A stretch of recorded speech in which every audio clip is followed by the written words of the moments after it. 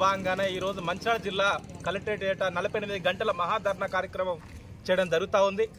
ప్రధానంగా ఈ రోజు తెలంగాణ ప్రభుత్వం వచ్చిన తర్వాత గతంలో బీఆర్ఎస్ పాలన, ఇప్పుడు కాంగ్రెస్ పాలన రెండు ఒకే విధంగా కనిపిస్తూ ఉన్నాయి. మరి కాంగ్రెస్ అధికారంలోకి రాకముందు మాత్రం వాళ్ళ మేనిఫెస్టోలో మేము అధికారంలోకి వస్తే ఐకేపీ వివోఏ ఉద్యోగులందరికీ కూడా ప్రతి నెల 20,000 వేతనం ఇస్తామని ప్రకటించడం జరిగింది. కానీ ఇప్పటికి 10 నెలలు గడిచింది కూడా ఇప్పుడు కనీసం ప్రభుత్వం ఇచ్చిన హామీని అమలు చేయలేదు. మరోవైపు చూసుకుంటే ఈరోజు అధికారుల వేధింపులు పెరిగిపోయినాయి. మరి ప్రభుత్వం ఇచ్చే వేతనం ఎంత అంటే ఈరోజు అన్ని కలిపి 5,000 రూపాయలు. మరి 5,000 రూపాయలు ఇస్తే బతికే పరిస్థితిలో ఇలా కుటుంబాన్ని పోషించుకోవాలి, పిల్లల్ని చదివించుకోవాలంటే చాలా ఇబ్బందులు పడతా ఉన్నాం. కానీ ఈరోజు ప్రభుత్వం వేతనం పెంచమంటే మాత్రం వేతనం పెంచదు. కానీ టార్గెట్ల పేరుతోటి 58 జీవో పేరుతోటి మానసికంగా ఈరోజు ఐకేపీ వివోలు ఇబ్బందులకు గురి చేస్తూ ఉన్నారు.